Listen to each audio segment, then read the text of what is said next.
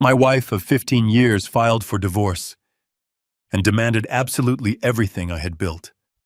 But as her expensive lawyer finished tearing my reputation to shreds, my 10-year-old daughter stood up in the middle of the courtroom. She looked right at the judge and asked if she could show a video that even her father did not know about. The judge nodded. When the screen lit up, the entire courtroom froze in absolute silence, and my wife's attorney silently packed his briefcase and walked away from her table. Before I reveal what was on that tape, let me know what city you are watching from in the comments below. Hit like and subscribe if you believe the truth always finds a way to surface, no matter how deeply it is buried. The oak bench of the family court felt like a wooden slab prepared for my execution. I sat perfectly still, my hands resting on the defense table, listening to the destruction of my life. For the past 40 minutes, Valerie's attorney had paced the floor, painting me as a financially negligent absentee father. He did not raise his voice. He used a clinical, sympathetic tone that made his lies sound like established facts. He told the court that at 60 years old, I was suffering from early cognitive decline. He claimed my memory lapses were endangering the safety of our 10-year-old daughter, Mia. He then pivoted to my commercial supply chain company, a logistics empire I had built from a single delivery truck 30 years ago. The lawyer argued that my supposed mental deterioration was driving the business into the ground and demanded that Valerie be granted full executive control of the company as spousal compensation, along with sole custody of Mia. Valerie sat 2 tables away, dabbing her eyes with a tissue. She wore a modest, dark navy dress I had never seen before, carefully chosen to make her look like a weary, long-suffering caregiver, rather than a woman who spent most of her time at private country clubs. I adjusted my tie. I had my banking records in my briefcase, prepared to prove my financial stability and refute the claims of mental decline. But I knew the legal burden was heavily skewed against an older man defending his sanity in family court. That was the exact moment Mia stood up from the wooden benches in the public gallery. She did not cry or cause a scene. She simply walked past the heavy swinging doors that separated the gallery from the legal floor, clutching her digital tablet to her chest. The armed bailiff stepped forward, placing a hand on his belt to intercept her. Mia stopped, looked up at the towering man in uniform, and politely asked Judge Abernathy if she could present evidence that her father had never seen. The sheer abnormality of a 10-year-old interrupting a high-stakes divorce proceeding caused a heavy silence to fall over the room. Valerie dropped her tissue, her posture suddenly rigid. Her attorney objected immediately, citing procedural rules and the psychological stress on a minor. Judge Abernathy raised a hand, silencing the lawyer. He leaned over his elevated desk, studying Mia. He noted her absolute calm, the lack of trembling in her hands, and the clear, determined focus in her eyes. The judge ordered the bailiff to stand down and permitted Mia to approach the clerk's desk. With practiced efficiency, my daughter handed a connection cable to the court technician and asked him to link her tablet to the overhead projector. The large screen pulled down over the witness stand illuminated. It displayed a high-definition night vision feed of my own kitchen. The timestamp in the corner read 2 a.m, dated exactly 3 nights ago. I recognized the camera angle immediately. It was from the hidden security lens I had installed inside the smoke detector last year after a string of neighborhood burglaries, a system Valerie thought I had disconnected because she claimed the blinking light bothered her. On the screen, Valerie was sitting at our imported marble island. She was not alone. Trent, my supposed business partner, and the man I had personally mentored for the past decade sat next to her. They were drinking from my private stock of scotch. They weren't just kissing. They were laughing. The courtroom speakers cracked to life, broadcasting their hushed, arrogant voices across the silent room. Trent placed a thick stack of legal documents on the marble counter. He handed Valerie a pen and instructed her to keep her hand steady. I watched on the massive screen as Trent expertly stamped my forged signature onto the bottom of the final page, while Valerie signed her own name right beside it as a witnessing proxy. Trent took a sip of his drink and explicitly stated that the $3 million corporate credit line was now fully transferred to his offshore shell entity. He laughed, a cold, calculating sound, and told Valerie that the impending divorce would legally saddle me with the entire defaulted debt, leaving me bankrupt and unable to afford a lawyer to fight for custody. Valerie smiled on the video, replying that locking me in a state-run facility for dementia would be much easier once the stress of the debt finally broke my mind. The air in the courtroom completely evaporated. I turned my head to look at Valerie. All the color had drained from her face. She was gripping the edge of her table so hard her knuckles were white. Her attorney, a man who had built his career on aggressive but legal maneuvers, stared at the screen in absolute horror. He was looking at undeniable high-definition proof of a massive federal wire fraud and criminal conspiracy. If he continued to represent her after seeing that video, he would be legally complicit in presenting a fraudulent case to a judge. He did not say a single word to Valerie. He instantly closed his leather briefcase, snapped the locks shut, and took 3 steps away from her table. He looked up at the judge and formally withdrew his representation on the spot, citing an irreconcilable conflict of ethics. Judge Abernathy did not ask for an explanation. His face was a mask of cold fury. He reached for his wooden gavel and slammed it down with a force that echoed off the high ceiling. He announced that the divorce proceedings were immediately frozen. He looked directly at Valerie and stated that based on the evidence of severe financial sabotage and conspiracy presented, he was granting me immediate full temporary custody of Mia. He then instructed the court clerk to forward the video file directly to the district attorney's office for criminal review. The battle was supposed to be over right there. I had the upper hand, I had my daughter, and I had the proof of their betrayal. But as I stood up to walk over to Mia, I noticed something deeply disturbing. Valerie was no longer panicking.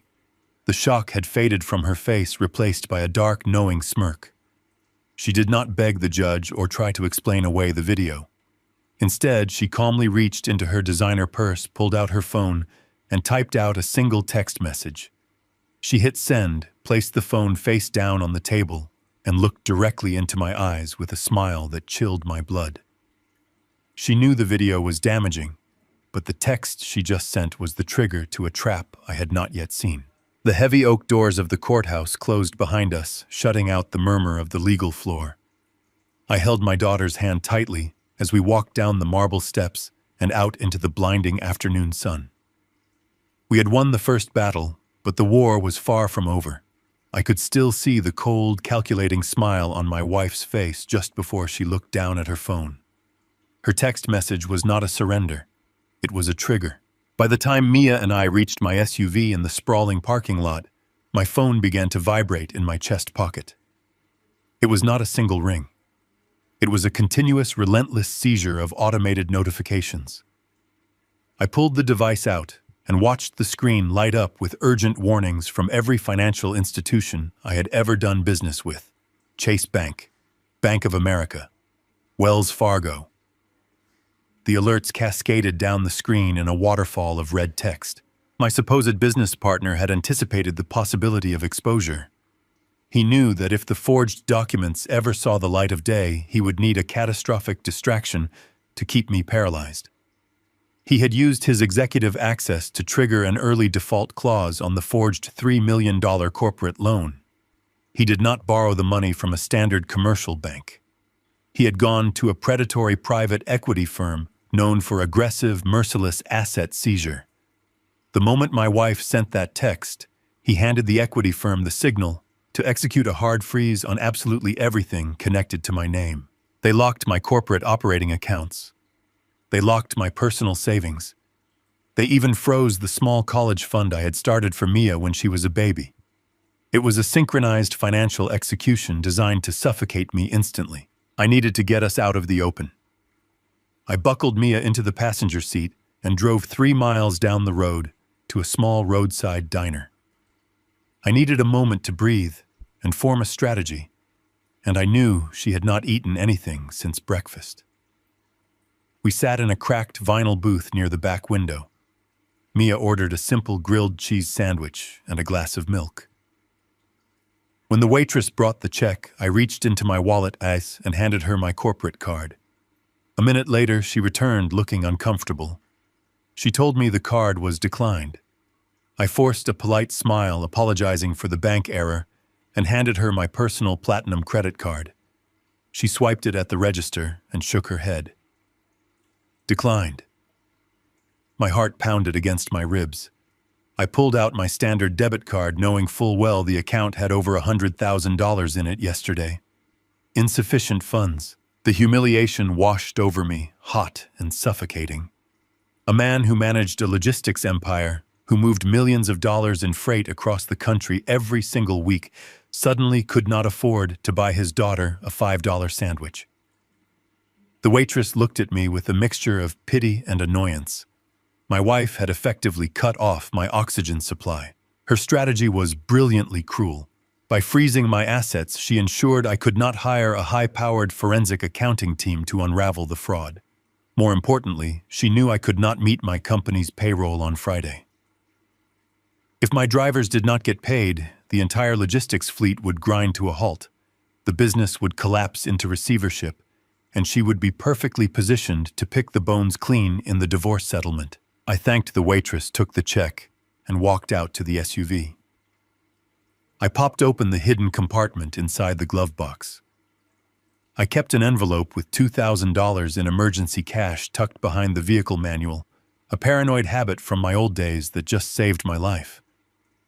I walked back inside, paid for the meal with a crisp $50 bill, and led Mia back to the car. No, we could not go home.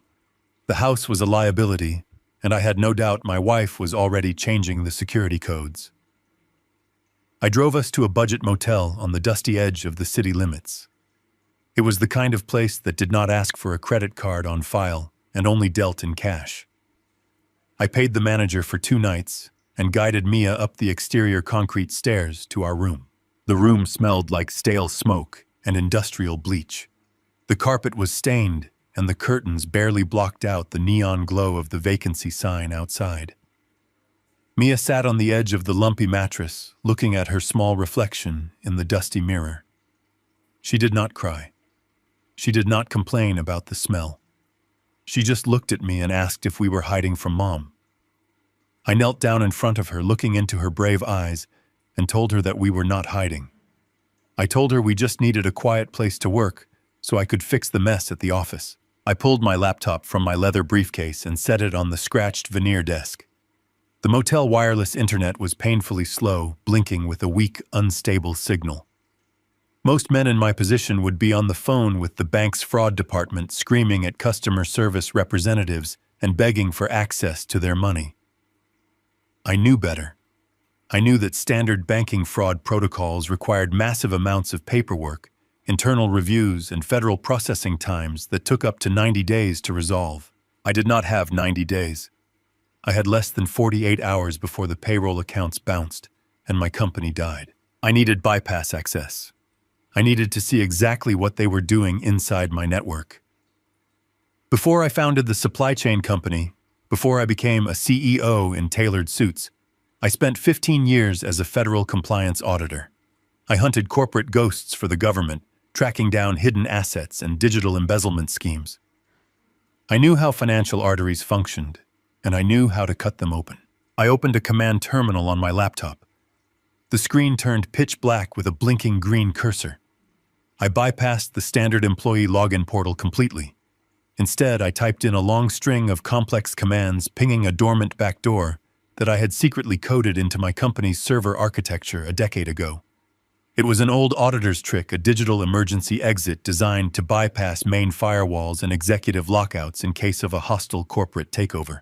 I held my breath as the motel internet struggled to push the data packets through. The server hesitated, analyzing my hidden credentials. Then the screen flashed. Access granted. I was inside the mainframe. I immediately navigated to the administrative control panel to lock out my rogue business partner. But the moment I pulled up the active server logs, the blood drained completely from my face. The server was running at maximum capacity. The cooling fans in the server room miles away must have been screaming. I was not the only one inside the system. The live activity logs scrolled down my screen at a terrifying speed. They showed an active administrator account currently executing a massive automated purge protocol. My business partner was inside the network right now, and he was mass deleting the entire internal email archive. He was systematically scrubbing the servers clean, erasing every single digital fingerprint, every message, every invoice, and every piece of communication that proved his and my wife's criminal collusion. He was destroying the paper trail before the district attorney could even draft a subpoena for the hard drives. If he finished that deletion, I would have absolutely zero proof to show the federal authorities, and I would be left holding the bag for a $3 million theft. I sat perfectly still on the edge of the sagging motel bed, watching the command terminal on my screen. The server logs were flashing rapidly as my business partner systematically deleted our corporate email history. My first instinct, the instinct of any normal business owner under attack, was to lock him out and revoke his administrator privileges. I let my hand hover over the keyboard, but I did not press a single key. I knew from my 15 years of auditing federal networks that interrupting a panicked criminal was a rookie mistake. If I blocked his access right now, he would know someone was inside the system watching him. He would panic, destroy the physical hard drives at the office, and flee the country with my stolen money. I needed him to feel safe. I needed him to believe he was successfully covering his tracks. Instead of fighting him, I opened a secondary command window. I typed out a sequence for a shadow copy protocol. It is a silent mirroring command that I used to catch corrupt government contractors. As he permanently erased an email from the main server, my hidden protocol instantly duplicated that exact file and routed it through a secure tunnel directly onto my encrypted local hard drive. I sat there in the dim light of the motel room, listening to the slow hum of the cheap air conditioner, watching my stolen data pour back into my hands. The download progress bar crept forward agonizingly slow against the unstable internet connection. Every time the progress paused, I held my breath, praying the motel router would not drop the signal. After 40 tense minutes, the server activity ceased. He had finished his purge. He logged off, believing the evidence was gone forever. I immediately disconnected my laptop from the network and opened the newly populated folder on my desktop. I began to sift through the recovered emails and encrypted attachments. I expected to find simple wire transfer receipts and forged bank statements detailing the $3 million he took. What I found was a sophisticated criminal enterprise operating right under my nose for the past 2 years. The emails contained hundreds of phantom shipping manifests. He had not just stolen cash. He had been using my company trucks and my drivers to move untaxed commercial goods across state borders. He was manipulating the routing schedules, assigning my best drivers to midnight hauls under the guise of premium freight contracts. The cargo was not standard electronics or medical supplies. The internal codes and routing destinations matched distribution hubs affiliated with a major offshore smuggling cartel. He was using my legitimate logistics empire as a clean shield to transport illicit cargo and pocketing massive cash freight fees for the service. The sheer scale of the liability was terrifying. If a state trooper had pulled over one of my trucks and searched the trailer, my driver would have been arrested, and my entire company would have been seized under federal racketeering laws. I opened the financial ledgers attached to the smuggling routes. The freight fees were being laundered through a shell company registered in Delaware. I pulled up the incorporation documents for that specific entity, hoping to find his signature. I did not find his name. I found the name of my wife. She was listed as the primary financial beneficiary and sole managing director of the shell company receiving the cartel money. The betrayal shifted from a simple divorce tactic into a calculated plan to make her incredibly wealthy while leaving me to take the fall for a federal crime. She was not just cheating on me. She was actively building a criminal fortune using the assets I had worked my entire life to accumulate. I looked over at Mia. She had fallen asleep on the other bed, exhausted by the fear and the sudden upheaval of her life. Her small chest rose and fell in a steady rhythm. I knew I had to act fast before the morning came. I closed my laptop and copied the most damning manifests and shell company registrations onto a small portable drive from my briefcase. I quietly unlocked the motel room door and walked down the exterior concrete stairs to the lobby. The night manager was half asleep behind bulletproof glass, watching a small television. I slipped him a $20 bill and pointed to the dusty laser printer sitting in the corner of his office. He nodded and unlocked the side door, allowing me access. I plugged in my drive and printed 50 pages of hard evidence. The printer groaned and clicked slowly, pushing out page after page of undeniable proof of interstate smuggling and tax evasion. I gathered the warm sheets of paper, checking every single date and signature line. I folded the documents neatly and placed them inside my leather jacket. I now had the weapon I needed to destroy their entire operation. I walked back across the parking lot, feeling the cool night air against my face. The neon motel sign buzzed overhead, casting long red shadows across the cracked asphalt. I climbed the stairs and re-entered the room, locking the deadbolt behind me. I placed the documents on the desk and began formulating a plan to present this to the district attorney in the morning. I needed to ensure Mia was placed under protective custody before I initiated the strike. Then the room shook. A heavy, violent knock rattled the wooden door. I froze. The knock came again, louder and more demanding. It was not the erratic pounding of an angry wife tracking my location. It was the synchronized, authoritative strike of law enforcement. I walked to the door and looked through the small glass peephole. Two men stood on the exterior walkway. They wore dark windbreakers, and their faces were set in grim, serious expressions. The man on the left raised a silver badge, holding it directly up to the peephole lens. They were not local police.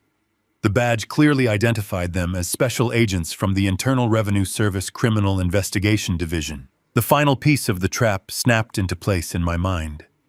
My business partner had not just triggered the bank default to freeze my money. He had taken the forged loan documents, the ones with my fake signature, claiming $3 million in corporate debt, and he had anonymously submitted them to the federal government. He had framed the missing $3 million as my own personal embezzlement scheme, painting me as a corrupt chief executive attempting to evade corporate taxes. He knew the federal authorities would freeze my accounts, move in for an immediate arrest, and ignore any claims of innocence from a man going through a bitter divorce. He had weaponized the federal government against me, ensuring I would be locked in a federal holding cell by sunrise. I stood on the inside of the locked door, listening to the agents announce their presence and demand entry. I placed my hand against the cold wood, taking a slow, deep breath. I was surrounded, completely cut off from my resources, and seconds away from being placed in handcuffs in front of my daughter.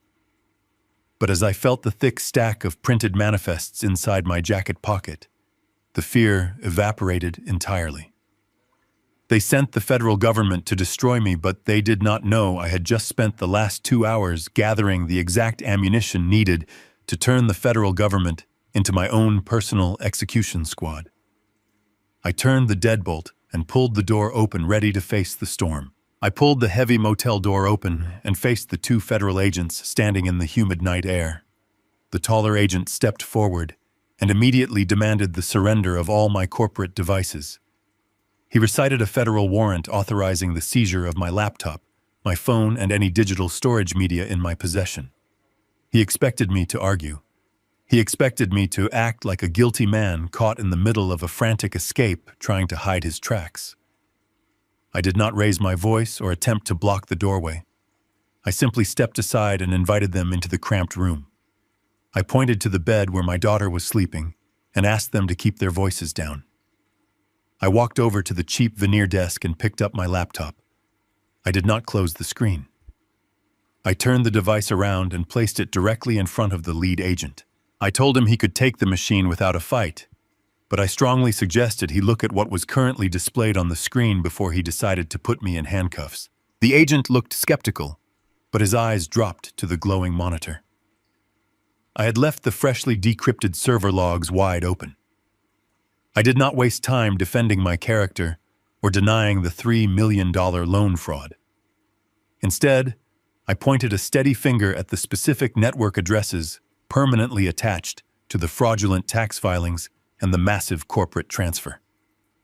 I explained to the federal agents that an amateur criminal might successfully forge a signature on a piece of paper, but a veteran federal auditor knows that digital footprints are carved in stone. I told them to run a trace on that specific network address right then and there. The second agent pulled out a secured federal tablet and entered the numbers. A moment later, he looked up at his partner and nodded slowly. The address did not belong to my corporate office, and it did not belong to my suburban home. It traced directly to a luxury high-rise condominium downtown. It was the exact residential address of my treacherous business partner. I did not stop there. I instructed the agents to look at the exact date and time those massive transfers and tax filings were executed. The timestamp on the server showed a Tuesday afternoon at 3 p.m. last month.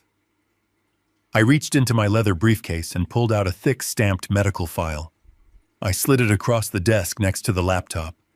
It was a hospital discharge record. During the exact hour those federal crimes were committed from that downtown condominium, I was provably unconscious on an operating table having a minor surgical procedure at the regional medical center. I had the surgical records, the anesthesia logs, and the signatures of 3 attending physicians. It was an ironclad physical alibi. I watched the posture of the lead agent change completely. The aggressive stance of a law enforcement officer making a routine arrest dissolved into the sharp, focused realization of an investigator who just discovered he had been manipulated by his own informant. I knew I had his absolute attention, so I delivered the fatal blow. I reached inside my jacket and pulled out the thick stack of printed freight manifests I had just gathered from the lobby. I dropped them onto the motel desk with a heavy thud. I told the agents that the $3 million loan fraud was nothing but a smokescreen. I explained that my business partner was using the financial fraud to force me out of the company so he could take total, uninterrupted control of a much larger and far more dangerous criminal enterprise. I instructed the lead agent to read the routing codes on the manifests. I watched his eyes widen as he recognized the regional distribution hubs. He knew exactly what those remote locations meant. My partner was using my legitimate commercial logistics fleet to move untaxed illicit goods across state lines for a cartel-affiliated distributor. The agent looked up slowly and asked me who was collecting the freight fees for the massive smuggling operation. I handed him the Delaware corporate incorporation documents. I watched him read the name of the sole managing director of the shell company receiving the cartel money. It was my wife. I explained that they had orchestrated the corporate theft to bankrupt me and tipped off the federal authorities to lock me in a cell while they walked away with a massive illegal fortune. I told the agents they were looking at an enormous interstate smuggling ring, massive tax evasion, and federal wire fraud, all neatly documented and handed to them on a silver platter. I had done their entire complex federal investigation in less than 2 hours. The lead agent stood in complete silence, processing the staggering magnitude of the evidence. He instinctively reached for his shoulder radio to call in the arrest of my partner, but I placed my hand flat on the desk. I told him that arresting my partner right now would trigger an automatic security freeze on my entire logistics network. If my company shut down tonight, the cartel distributors would instantly know the operation was compromised.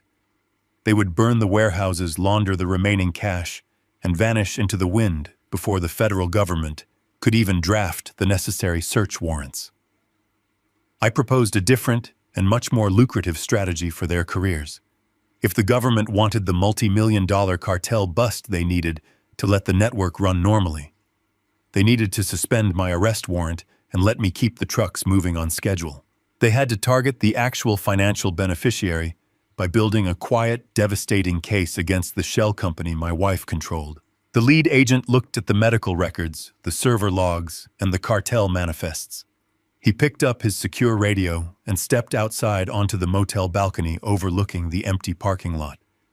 10 minutes later, he walked back inside the room. He told me the arrest warrant was officially suspended, pending further review of my evidence. He took the printed documents and the copied digital files, but he left my laptop on the desk. I had successfully turned the federal government away from my door and redirected their massive power toward my enemies. However, the victory was incredibly hollow. The agent informed me that while I was no longer a primary suspect, The federal hold on my corporate and personal bank accounts would remain active until the investigation was entirely resolved by the courts. That legal process could take months. I stood there realizing the trap was still closing around my throat. I had exactly 48 hours until Friday morning. If my truck drivers did not receive their weekly payroll checks, the fleet would refuse to drive. If the fleet halted, the cartel would panic, and the entire federal trap I just built would collapse, burying me in the rubble. I was technically a free man, but I was completely broke. I needed hundreds of thousands of dollars in liquid capital immediately just to keep the illusion alive, and I knew I had to walk into the darkest corner of my industry to get it. I could not bring my daughter into the underbelly of the city logistics network. The industrial district was no place for a child, especially when I was about to engage in high-stakes extortion. Before the sun fully rose, I made a single secure phone call to my old neighbor, John. John was a retired Marine gunnery sergeant who lived 2 houses down from my suburban property. He was a man of absolute discipline who owed me a favor from years ago when I helped him navigate a complex veteran benefits audit. I explained nothing on the phone except that Mia was in imminent physical danger and I needed a ghost to watch her. John arrived at the motel 20 minutes later. He stepped into the room carrying a heavy canvas duffel bag and took a seat in the corner chair facing the door. He did not ask questions. I left Mia sleeping safely under his silent watch and walked out to the highway to hail a cab. The sky was a bruised purple as we drove away from the quiet residential areas and descended into the heavy industrial sector. The air here was thick with the smell of diesel exhaust, damp asphalt, and burning metal. I instructed the driver to drop me off 2 blocks away from a sprawling corrugated steel warehouse. This was the operational hub of my largest independent subcontractor, a rugged fleet manager named Wallace. Wallace was a man forged in the brutal margins of the freight industry.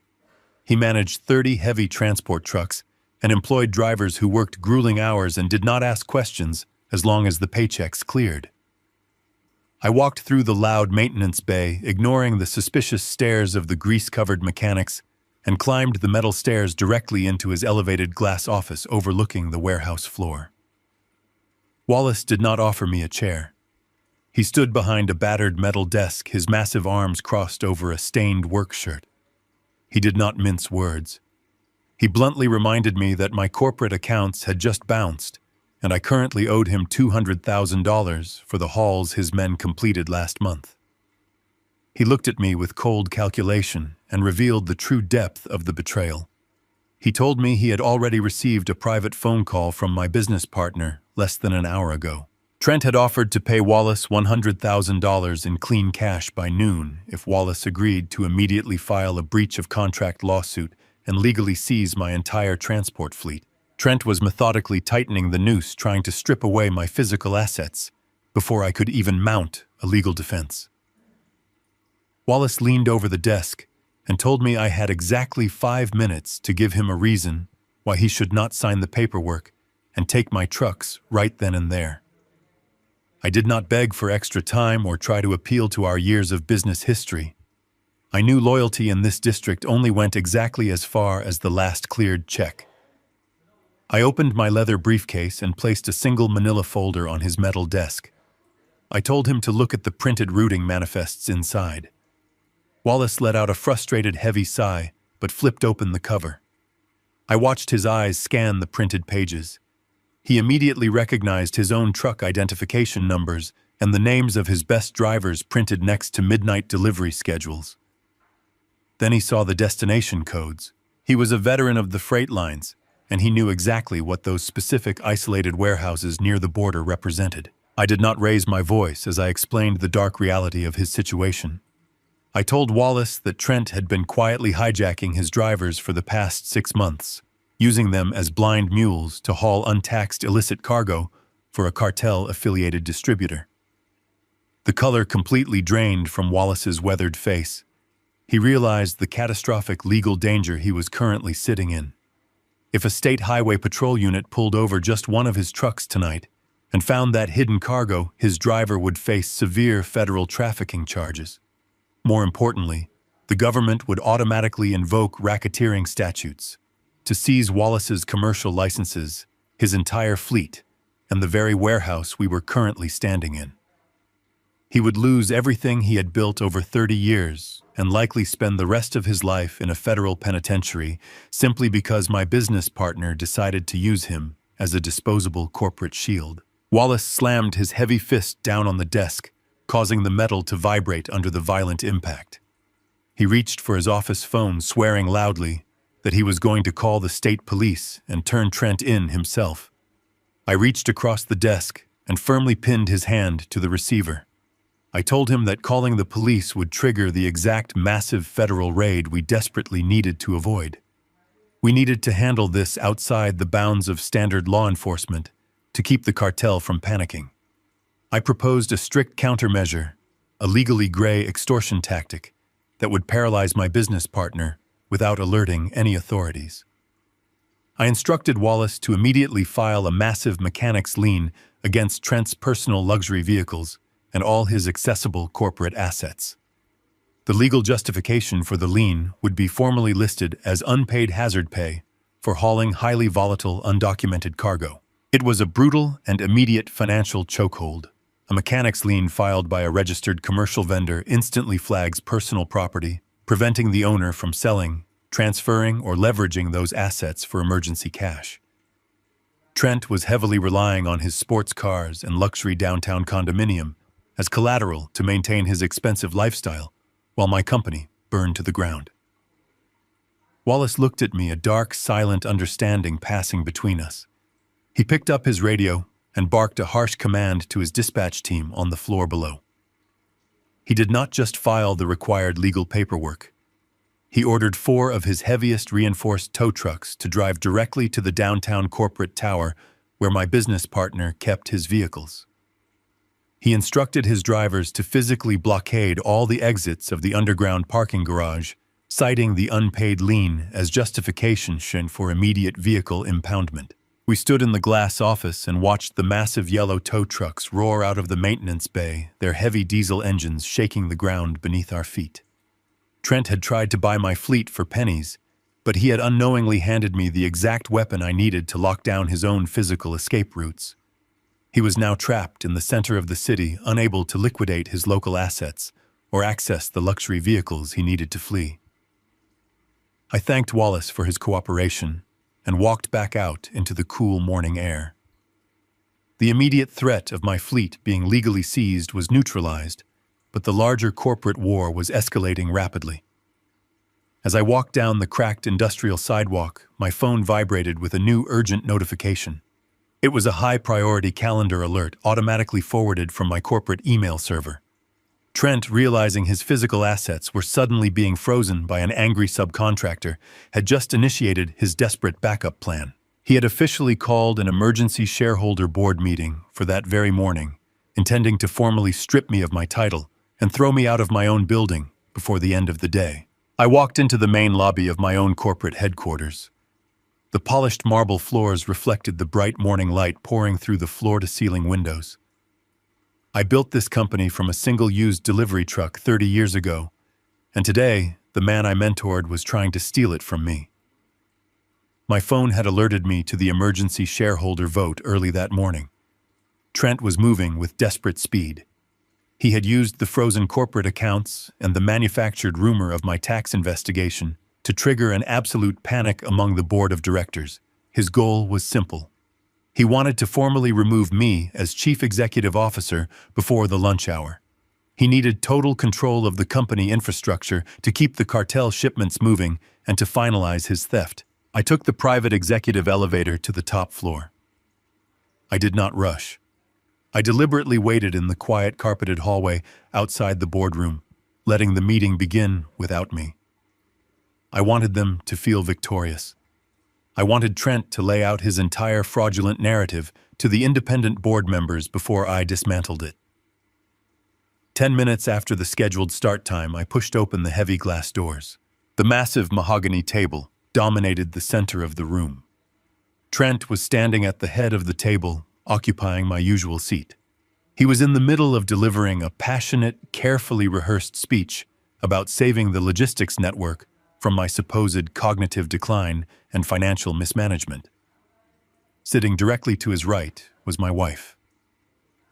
Valerie was attending as a voting proxy for the shares we technically held as joint marital assets. She was wearing a brand new custom-tailored designer suit. It was a garment purchased with the very funds they had drained from my life savings. She sat perfectly straight, radiating a sickening level of unearned confidence. Trent stopped mid-sentence the moment I crossed the threshold. He did not look surprised or intimidated by my arrival. He simply smiled a wide, arrogant grin. He raised his hand and pointed to two large security guards standing near the corner of the room. These men were not part of my regular building staff. They were private muscle Trent had hired specifically to humiliate me. Trent loudly announced to the room that I was no longer an authorized executive, and he ordered the guards to escort me off the premises using physical force if necessary. The two massive men took a step forward, but I did not even look at them. I walked straight past Trent and focused my attention entirely on the three independent board members seated on the opposite side of the table. These were veteran businessmen. They did not care about marital drama or office politics. They cared exclusively about the legal and financial survival of the corporate entity. I reached into my leather briefcase and pulled out three identical, thick manila folders. I placed one directly in front of each independent director. I turned my head slightly and told the private security guards that if they laid a single finger on me before the board reviewed those documents, they would be personally named as co-conspirators in a multi-million-dollar federal lawsuit. The guards hesitated, looking at Trent with uncertainty, and slowly stepped back. Trent slammed his hands down on the mahogany wood, demanding to know what garbage I was handing out. I ignored him completely. I spoke directly to the three veteran directors. I instructed them to open the folders. Inside were the freshly printed copies of the Internal Revenue Service seizure documents, currently being filed against the Delaware Shell Company. I kept my voice perfectly level, devoid of any emotion. I explained that this specific shell company currently held a 20% stake in our firm through my wife's proxy shares. I watched their eyes scan the pages as I laid out the exact details of the illicit operation. I informed the board that my supposed business partner had effectively entangled our legitimate corporate entity in a massive federal smuggling ring. He was moving untaxed illegal cargo across state borders for a foreign distribution cartel. I explained that the frozen bank accounts they were panicking about were not the result of my mismanagement. The freeze was a direct federal response to the illegal activities orchestrated by the man currently standing at the head of their table. The color completely vanished from the faces of the three board members. They were looking at undeniable printed proof of severe federal racketeering crimes. They saw the manipulated shipping manifests. They saw the altered routing schedules. They saw Valerie listed as the primary financial beneficiary of the laundered cartel money. One of the older directors took off his reading glasses and rubbed his eyes, realizing the entire company was standing on the very edge of total government seizure. Valerie tried to speak, but her voice caught in her throat. She looked up at Trent with wide, terrified eyes, waiting for him to fix the catastrophic exposure. Trent tried to regain control of the room by shouting. He called the documents fabricated lies. He yelled that I was a desperate, bitter old man trying to destroy the company out of spite because my wife was leaving me. He demanded that the board ignore the folders and proceed with the vote to terminate my employment immediately. I stood perfectly still, letting his screaming echo off the glass walls. When he finally ran out of breath, I calmly invoked a dormant corporate bylaws clause. It was a strict governance rule I had personally written into the foundational charter 3 decades ago to protect the company from corrupt executives. I stated clearly and loudly that any executive officer currently under active federal indictment for fraud involving company assets is immediately and permanently stripped of all voting rights, board privileges, and facility access. Trent threw his head back and let out a loud, obnoxious laugh. He looked at the board members and confidently stated that I was making a pathetic bluff. He told them I had absolutely no proof of any active federal indictment, because he knew he had framed me for the missing millions. He crossed his arms, smiled a venomous smile, and asked me where my imaginary federal agents were hiding. I did not argue with him. I did not raise my voice. I simply raised my left arm and checked the face of my watch. It was exactly 10 o'clock in the morning, right on schedule. The heavy glass doors of the boardroom violently swung open, hitting the wall with a loud crack. It was not the private security guards returning to remove me. It was the lead investigator from the Internal Revenue Service Criminal Investigation Division. And he did not come alone. He strode into the room flanked by 4 heavily armed federal marshals wearing tactical vests and carrying thick metal restraints. The arrogant smile vanished from Trent's face instantly, and the entire boardroom fell into an absolute dead silence. The 4 federal marshals moved with a terrifying, coordinated efficiency. They did not shout or draw their weapons. They simply walked directly toward the head of the mahogany table where my former protege stood paralyzed. Trent opened his mouth to speak, but no sound came out. The lead marshal gripped Trent by the shoulder, spun him around, and slammed his hands down onto the polished wood. The sharp metallic click of the heavy steel handcuffs echoed off the glass walls. It was the loudest sound in the completely silent room. The lead investigator from the Internal Revenue Service stepped forward and formally advised Trent that he was being placed under federal arrest for interstate tax evasion, wire fraud, and corporate racketeering.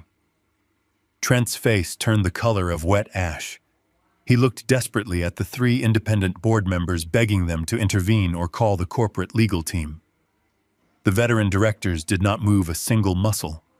They stared at him with absolute disgust. 2 marshals hauled Trent away from the table, while the other 2 immediately began unplugging his company laptop and confiscating his personal mobile phone, sliding the devices into thick, anti-static evidence bags. They were systematically dismantling his life right in front of my eyes. On the other side of the room, my wife realized the absolute catastrophe unfolding around her. Valerie was a survivor, and she knew exactly when a ship was sinking. While all eyes were fixed on Trent being marched toward the heavy glass doors, she quietly stood up. She kept her head down, clutching her designer purse, and began to edge slowly along the far wall toward the secondary exit that led to the executive kitchen. She almost made it.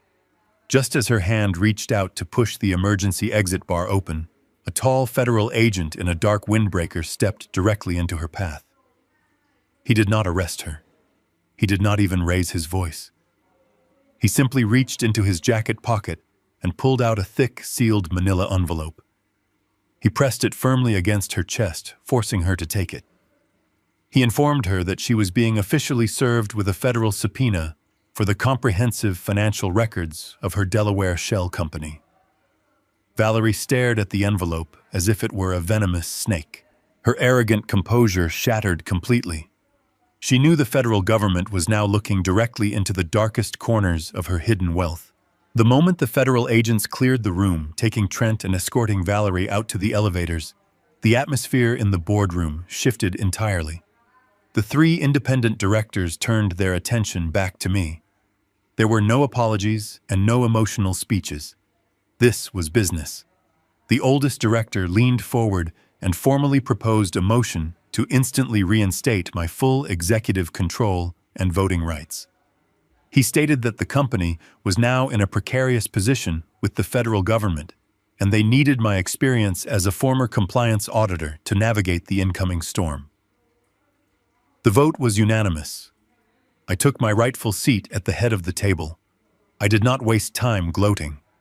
I immediately directed the corporate secretary to draft an official statement of total cooperation with the federal investigation, and I ordered the security desk to permanently deactivate Trent and Valerie's building access cards.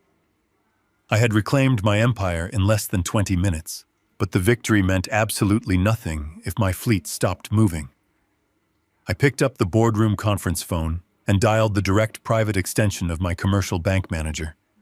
I bypassed the standard fraud department completely. When the manager answered, I did not ask for a favor. I clinically informed him that the man who had authorized the fraudulent $3 million loan was currently sitting in the back of a federal transport vehicle, facing decades in prison. I told the manager to look at the federal arrest warrants currently being processed through the national database. The bank manager put me on hold. For 3 agonizing minutes, I listened to the hollow static of the line, knowing the entire survival of my company hung in the balance. When he finally came back on the line, his tone had changed from bureaucratic indifference to eager compliance. The bank recognized the massive legal liability of aiding a federal fugitive. The manager personally overrode the hard freeze on my corporate operating accounts. I immediately logged into the payroll portal and authorized the weekly checks for my drivers. The system processed the massive wire transfer with exactly 12 hours to spare. The fleet would continue to roll, the cartel would not panic, and the trap remained perfectly set. I left the corporate tower feeling a profound sense of exhaustion and relief. I took a cab back to the budget motel on the edge of the city. When I unlocked the door, my retired Marine neighbor was still sitting in the corner exactly where I had left him. Mia was sitting on the edge of the bed, watching a cartoon on the small television. I thanked my neighbor for his quiet loyalty, and he slipped out into the afternoon heat without a word. I sat down next to my daughter and pulled her close. I told her that the bad men at work were gone, and we were going to be safe now. For a few hours, I genuinely believed the worst of the nightmare was over. I ordered a pizza, we watched movies, and I let myself relax for the first time in days. I believed I had completely outsmarted my enemies, but I had underestimated the terrifying cunning of a desperate mother backed into a corner. Valerie was sitting in her lawyer's office reading the federal subpoena she had been handed. She knew the Internal Revenue Service moved with agonizing bureaucratic slowness. A complex financial case involving offshore accounts, shell companies, and cartel money would take federal prosecutors at least 6 to 8 months to formally indict her. She was not going to prison today or tomorrow. She had time, and she realized that while I had won the corporate war, I was still highly vulnerable on the personal front. She could not attack my money anymore, so she decided to attack the only thing I cared about more than my life. Late that evening, long after the standard courts had closed, Valerie's high-priced attorney filed an emergency ex parte motion with the family court night judge. An ex parte motion is a vicious legal maneuver designed to bypass standard hearings by claiming a child is in imminent life-threatening danger. It allows a judge to make a ruling without the other parent even being present in the room to defend themselves. Valerie did not argue about the money or the company. She twisted the narrative with sickening brilliance. She signed a sworn affidavit claiming that I was suffering from severe paranoid delusions. She stated that I had orchestrated a violent, terrifying federal raid on my own company just to traumatize our daughter and win the divorce. She painted me as a dangerous, unstable man who was weaponizing government agencies to punish his family. She did not just ask for custody. Her motion demanded that Mia be immediately removed from my care and placed into state protective custody in a foster facility pending a full psychological evaluation of my mental state. She knew I had moved Mia to an undisclosed location, and she used that fact to claim I had kidnapped our child and was holding her hostage in a dangerous environment. She wanted to throw our daughter into the cold, brutal machinery of the state welfare system just to force me to surrender my leverage. As the motel clock ticked past midnight, I received a simple, chilling text message from my own attorney. He attached a copy of the judge's emergency order. The text simply read, "They are coming for her right now." I looked over at Mia sleeping peacefully on the cheap motel mattress, completely unaware that the state was currently mobilizing to rip her out of my arms before the sun came up. The morning sun had barely crested the horizon when a heavy fist pounded on our motel room door. It was exactly 7:00. I had been awake for hours, sitting in the dark and watching the parking lot through a small gap in the curtains. I knew my wife would not simply surrender after losing the corporate battle. She was too vicious and too proud to accept defeat. When I looked through the peephole, I did not see federal agents this time. I saw a woman in a sharp gray pantsuit holding a thick manila folder and a clipboard. Standing directly behind her was a man wearing a bespoke Italian suit that cost more than the vehicle he used to drive here. He was the new, high-priced attorney my wife had hired. Two uniformed city police officers stood at the bottom of the concrete stairs, acting as silent muscle for the state. I opened the door, keeping my body positioned squarely in the frame to block their view of the room. The woman introduced herself as a senior supervisor for the State Child Protective Services Division. She did not waste time with pleasantries or sympathetic introductions. She held up a piece of paper bearing the fresh ink signature of a family court night judge. She coldly informed me that she was executing an emergency removal order. My daughter was to be taken into state custody immediately pending a full psychological evaluation of my mental stability. She told me to step aside and pack a small bag of clothes for Mia. The new lawyer leaned against the iron railing, flashing a predatory, confident smile. He told me that resisting a state removal order would result in my immediate arrest and the permanent loss of my parental rights. A normal father would have lost his mind in that moment. A normal father would have screamed or cried or tried to physically barricade the door to protect his child from being taken by strangers. I did absolutely none of those things. I knew that demonstrating any erratic behavior or aggressive emotion was exactly what they needed to validate the false psychological claims my wife had filed. I kept my voice perfectly level and my hands completely visible. I stepped back and politely invited the state supervisor and the lawyer into the cramped motel room. My retired Marine neighbor was already standing in front of the bed, where Mia was sitting, using his large frame to shield her from their view. I did not argue about my sanity. I asked the supervisor to read the specific date of the alleged traumatic incident listed on the sworn affidavit my wife had submitted to the night judge. The supervisor looked annoyed by my calm demeanor, but she flipped open her clipboard and read the sworn statement aloud. The document claimed that on Tuesday afternoon I had suffered a violent paranoid breakdown in front of my daughter, forcing my wife to flee the motel in absolute terror for her life. I nodded slowly, acknowledging the date. I then walked over to the cheap veneer desk and picked up a digital tablet. I had spent $100 bribing the motel night manager for a raw copy of the security camera hard drive the previous evening. I tapped the screen, opening a high-definition video file time-stamped for that exact Tuesday afternoon. I handed the tablet to the state supervisor and told her that if she was going to take my daughter, she needed to watch what actually happened on the day of the alleged trauma. The expensive lawyer tried to object, claiming the footage was irrelevant and manipulated, but the supervisor held up her hand, silencing him instantly. She was a veteran social worker, and she recognized the difference between a panicked abuser making excuses and a calm man presenting hard physical evidence. She pressed play on the tablet. The screen displayed the exterior walkway of the motel. The video clearly showed the luxury sports car of my former business partner pulling into the parking lot. The footage showed my wife waiting behind a concrete dumpster until I left the premises to walk to a nearby coffee shop. Then the camera captured the absolute, undeniable truth.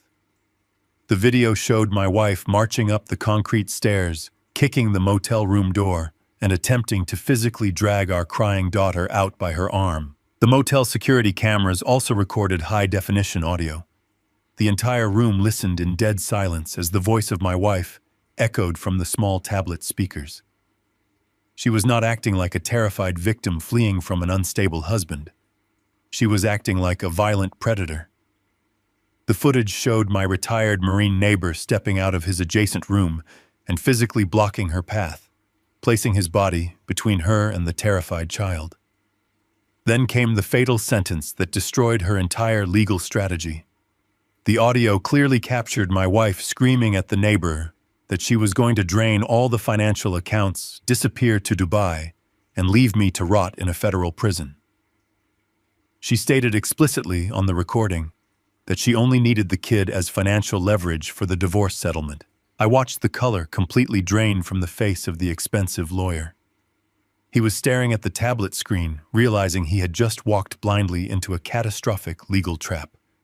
He had taken a massive retainer fee from my wife and rushed into a midnight court session to file an emergency motion based entirely on her fabricated lies. The state supervisor slowly handed the tablet back to me. Her expression had transformed from bureaucratic indifference to absolute cold fury. Falsifying a sworn affidavit to a family court judge is a serious crime.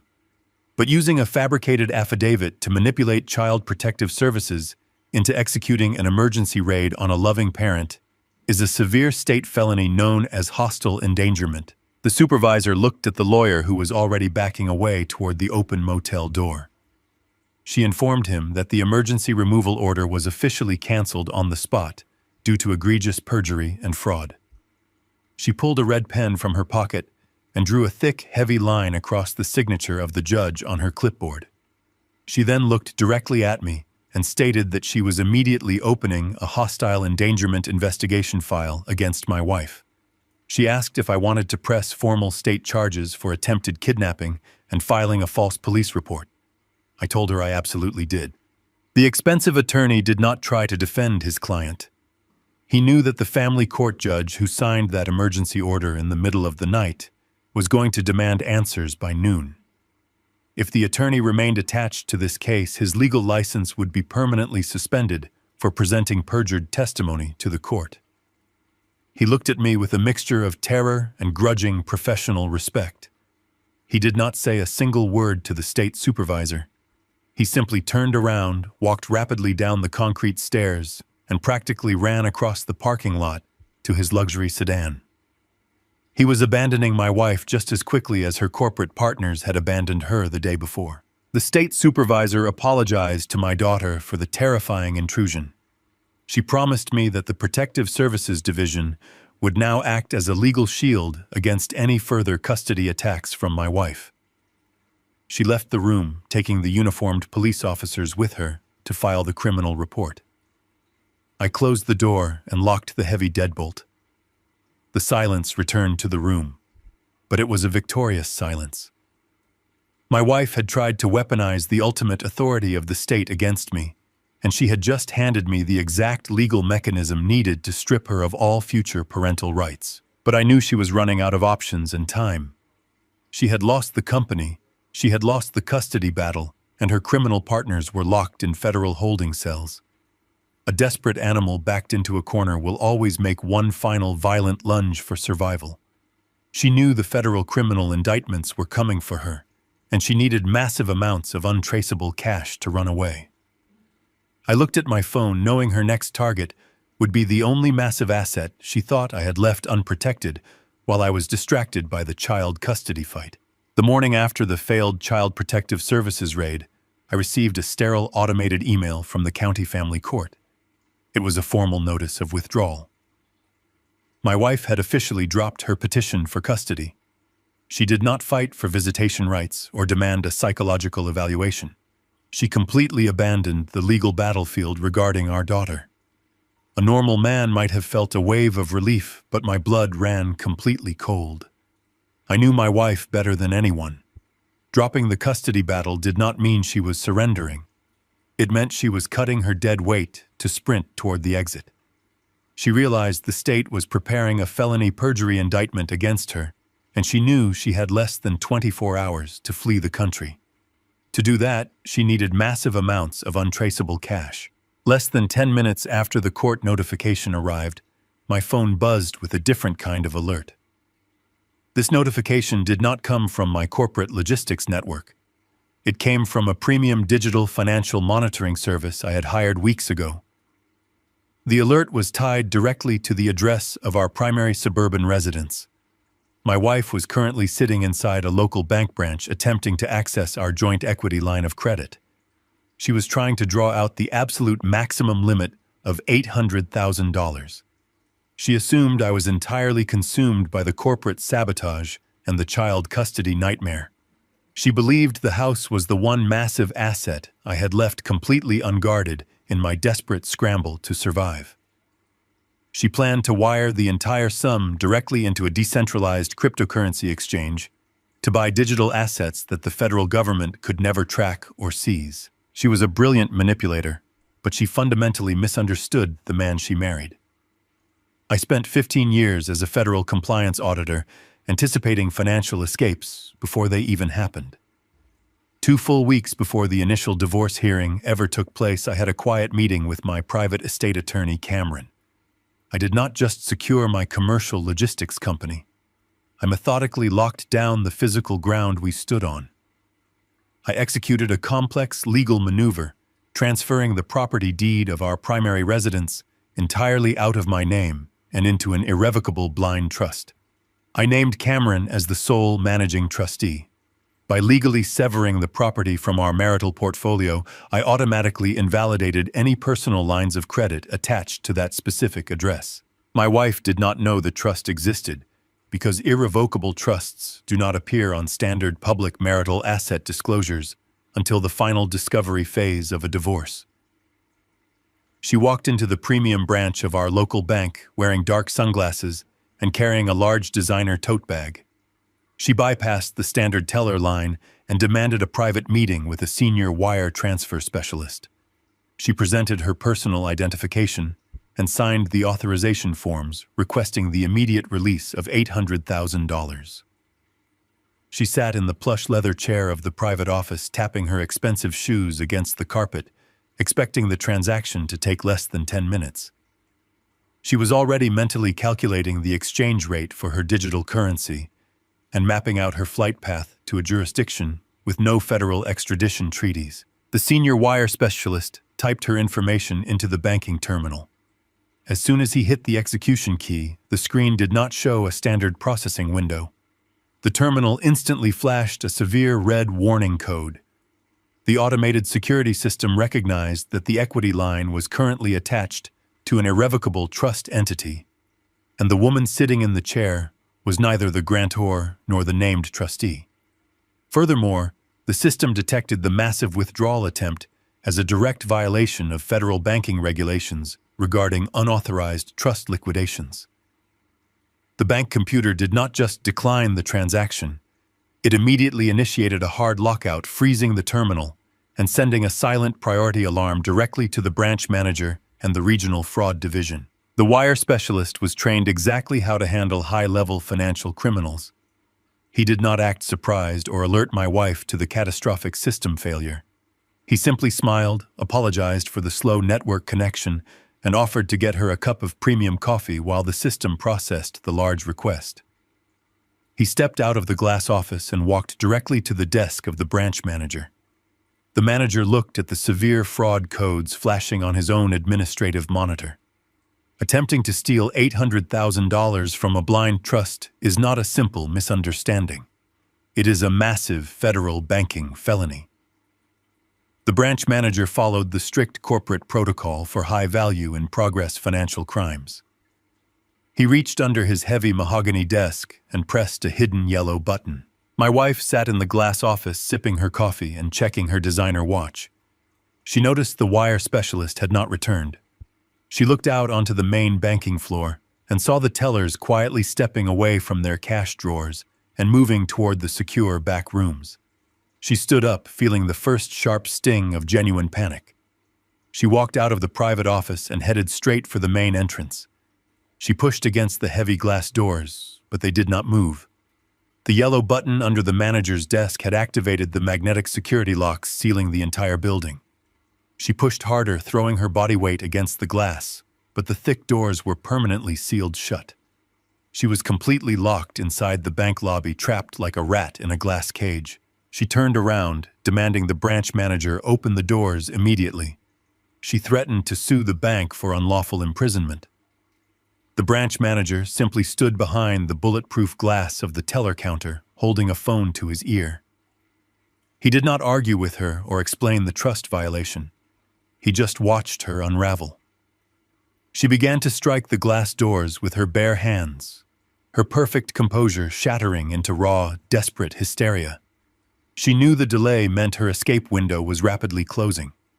She pulled out her phone to call her expensive attorney, completely forgetting that he had already abandoned her after the Child Protective Services disaster that morning. Her phone went straight to his automated voicemail system. Through the thick glass of the locked bank doors, she saw the flashing police lights approaching rapidly down the avenue. 2 local police cruisers jumped the curb and parked diagonally across the front entrance. 4 armed officers stepped out of their vehicles. They did not look like they were responding to a simple banking error. They unholstered their heavy steel restraints and walked deliberately toward the main doors. The branch manager pressed a secondary button to temporarily release the magnetic seal, allowing the officers to enter the lobby. My wife took several steps back, her breathing shallow and erratic. The trap I had quietly built weeks ago had finally snapped shut, and she had walked directly into its iron jaws. I pulled my vehicle into the parking lot of the premium bank branch and turned off the engine. The red and blue lights from the local police cruisers bounced off the tinted glass windows of the building, casting erratic shadows across the pavement. The bank was usually a sanctuary of quiet wealth and hushed conversations, but today it was an active crime scene. A uniformed officer stood guard at the main entrance holding a heavy set of keys to the magnetic locks. I approached the glass doors holding my state identification card and a thick leather folder against my chest. I calmly introduced myself to the officer, explaining that I was the husband of the woman currently locked inside and the sole trustee of the account she had just attempted to drain. The officer spoke into his shoulder-mounted radio, verifying my identity with the branch manager. He unlocked the heavy doors and escorted me onto the main banking floor. The tellers were huddled near the back vault, whispering nervously among themselves. The air in the room was thick with tension. I ignored the stairs and walked directly toward the glass walls of the branch manager's private office. Through the thick glass, I could see my wife sitting in a plush leather guest chair. 2 local police officers were standing over her, holding small black notepads. Valerie was putting on the performance of a lifetime. She was sobbing uncontrollably, her shoulders shaking with manufactured grief. Even through the heavy glass walls, I could hear the desperate tremor in her voice. She was playing the ultimate victim card. She was telling the officers that I was a cruel, financially abusive husband who was trying to starve her out during a bitter divorce proceeding. She claimed I had secretly hidden all our joint marital assets to leave her completely destitute on the streets. She insisted she was only trying to access the home equity line to pay for basic living expenses and to hire a divorce attorney to protect herself from my wrath. She painted a vivid picture of a terrified woman pushed to the absolute brink by a controlling and unstable man. The younger police officer looked visibly sympathetic. He was writing down every single word she said, nodding in gentle agreement. Valerie was brilliant at manipulating the emotions of men. She truly believed she was talking her way out of a federal banking felony. I turned the brass handle and pushed the office door open. Valerie froze mid-sentence. Her tear-filled eyes locked onto mine, and a flash of pure, unadulterated hatred cut through her weeping victim persona. The 2 officers immediately turned to face me. The older officer placed his hand near his heavy utility belt, asking me to identify myself and step back out into the lobby. I did not raise my voice or act defensive. I introduced myself clearly and politely to the men in the room. I told the officers that the woman sitting in the chair was indeed my wife, but every single word she had just spoken was a calculated lie designed to cover up a massive financial crime. Valerie immediately began shouting over me, demanding that the officers arrest me right then and there for financial abuse and harassment. I ignored her entirely. I walked straight up to the heavy mahogany desk and placed my leather folder right next to the branch manager's computer monitor. I opened the cover and began to lay out the cold reality of her existence. I pulled out the first stack of printed papers. It was the certified, irrevocable trust documentation. I pointed to the official state seal and the notarized signature lines. I explained to the police officers that the property she was trying to borrow against did not belong to her, and it did not even belong to me. It belonged to a blind legal trust. I informed them that attempting to extract $800,000 from a blind trust without legal authorization is not a simple marital dispute over shared money. It is criminal wire fraud and attempted grand larceny. The branch manager nodded silently, confirming my statement to the police. Valerie screamed that the documents were forged fakes I had printed myself. I did not respond to her outburst. I reached into the folder and pulled out the second document. It was the official State Child Protective Services file from that very morning. I handed it directly to the older officer. I told him to read the bold red text on the front page. It detailed her active criminal investigation for hostile endangerment perjury and attempted child kidnapping. I explained she was not trying to hire a divorce attorney at all.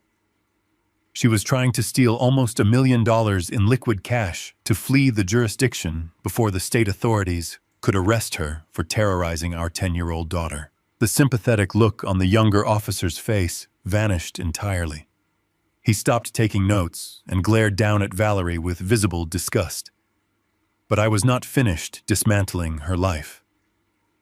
I reached into the folder one last time and pulled out the thick, sealed copy of the federal subpoena the agents had handed her in the corporate boardroom yesterday. I dropped it heavily onto the wooden desk. I informed the local police that the woman weeping in the chair was currently the primary target of a massive federal racketeering and tax evasion investigation led by the Internal Revenue Service. I told them she had used my corporate fleet to launder cartel money, and she needed the $800,000 in untraceable cryptocurrency to disappear completely before the federal indictments came down. The older officer looked at the trust documents, the state felony endangerment file, and the federal racketeering subpoena. He realized he was not dealing with a distressed housewife going through a bad divorce.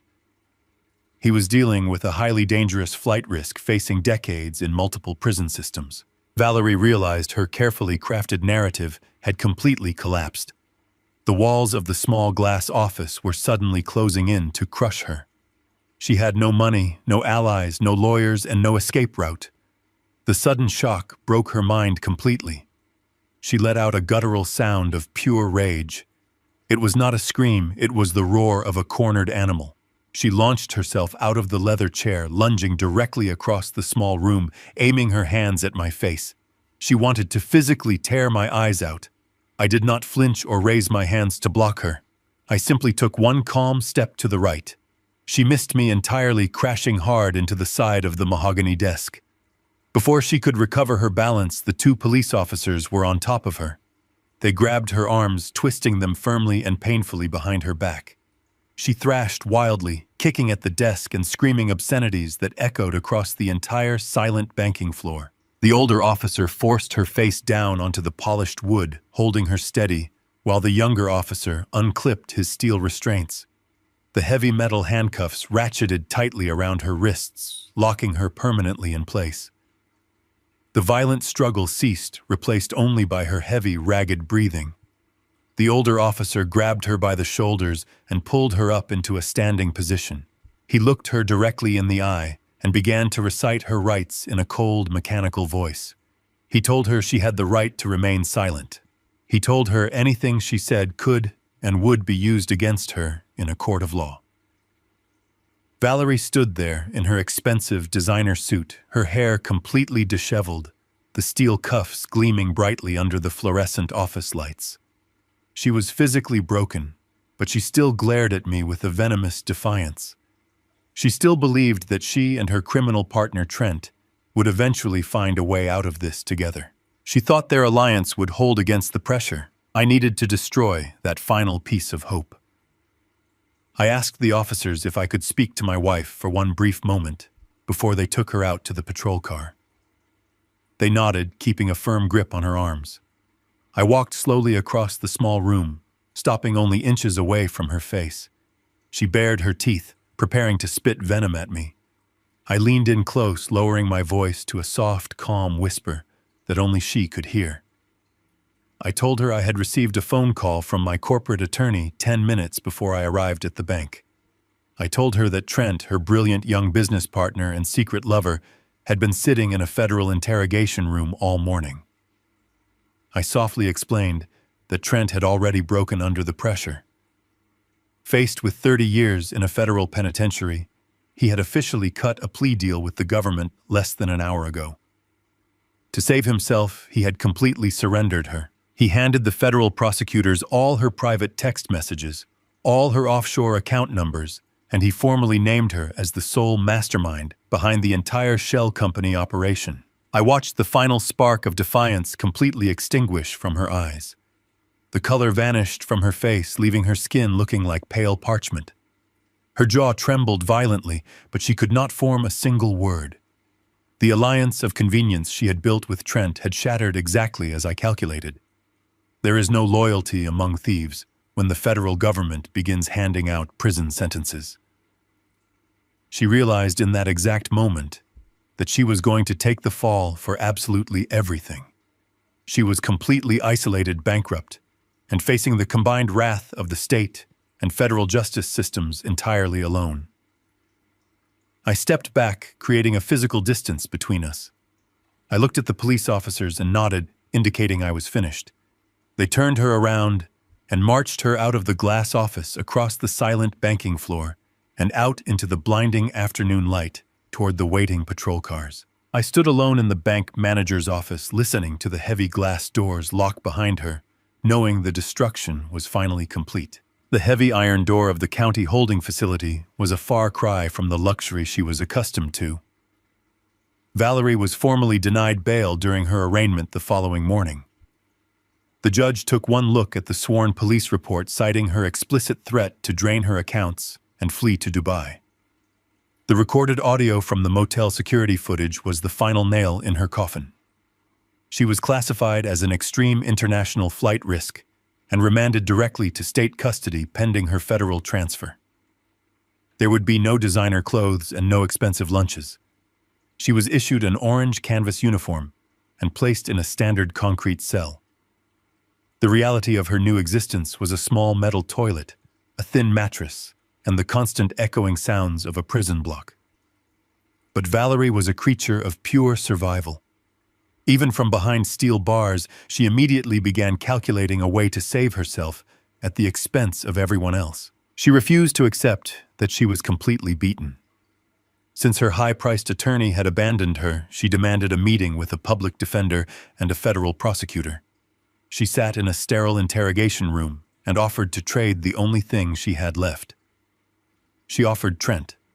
She promised to provide the federal government with the entire operational blueprint of the cartel smuggling ring. She offered to name the specific distribution hubs, the offshore accounts, and the exact routing schedules Trent used to move the illicit cargo. She painted herself as an innocent wife who was coerced into participating, and she firmly believed her testimony was the golden key the government needed to secure their multi-million-dollar bust. She assumed she could trade her intimate knowledge of the operation for total legal immunity and a fresh start. She did not realize I had already burned that bridge to ash. I knew she would try to negotiate her way out of the consequences. I spent the morning sitting in a secure conference room at the federal building, surrounded by senior agents from the Internal Revenue Service and the Drug Enforcement Administration. I did not just give them the printed manifests I had shown the local police. I handed the lead investigator the master encrypted hard drive I had pulled from my corporate server during the night of the motel ambush. I provided them with the complete, unredacted, and fully decrypted email archive detailing every single transaction and conversation between Valerie and Trent over the past 2 years. I sat at the metal table and walked the federal agents through the exact digital architecture of her Delaware shell company. I showed them the hidden ledgers, the exact dates of the cartel transfers, and the digital signatures linking my wife directly to the laundered money. The agents did not need her testimony because they now possessed the raw, unalterable digital confessions in high definition. I gave them a watertight federal case that required absolutely no plea deals and no cooperating witnesses to secure a conviction. I ensured that when the prosecutors finally sat down to review her desperate offer, they would look at her with absolute indifference. The public defender returned to her holding cell later that afternoon. He did not bring a plea agreement or an offer of immunity. He brought a thick stack of printed emails and server logs. He placed the documents on the metal table and told Valerie that the federal prosecutors had formally rejected her offer. They told her attorney they did not need a single word she had to say because her husband had already provided them with the entire criminal enterprise on a silver platter. The federal government officially denied any possibility of leniency for her or Trent. The prosecution announced they were seeking the absolute maximum federal sentences for both of them, based entirely on the undeniable digital evidence I had surrendered. Valerie was completely stripped of her final bargaining chip. She had nothing left to trade and absolutely nowhere left to run. But the federal government was only one half of the nightmare closing in around her. The news of the arrests and the cartel investigation spread rapidly through the financial district. The predatory private equity firm that had issued the forged $3 million loan immediately recognized the catastrophic exposure of their investment. They dispatched a team of senior risk analysts to review the original loan documents. It did not take long for their forensic experts to verify what I had already proven to the local police. The signatures on the corporate guarantee were entirely fraudulent, and the man who had authorized the transaction was currently locked in a federal detention center. The executives at the hedge fund were ruthless men who did not tolerate being manipulated by amateur criminals. They realized their $3 million line of credit was completely unsecured and fundamentally illegal. They immediately dropped their aggressive legal actions against my legitimate corporate entity. They knew attempting to sue my company would only entangle them in a massive federal racketeering investigation and ruin their own corporate reputation. Instead, they executed a devastating legal pivot. They unleashed their massive army of corporate litigators directly onto Trent and Valerie as private individuals. The hedge fund filed a massive civil lawsuit for gross financial fraud, breach of contract, and intentional corporate sabotage. They did not just want the original $3 million back. They demanded millions more in punitive damages and legal fees to make an example out of the people who tried to steal from them. They used their immense financial power to petition the civil courts for an immediate absolute freeze on every single personal asset Trent and Valerie possessed. The courts granted the injunction without hesitation. The hedge fund legally locked down Trent's luxury downtown condominium, his collection of imported sports cars, and every single domestic bank account tied to his name.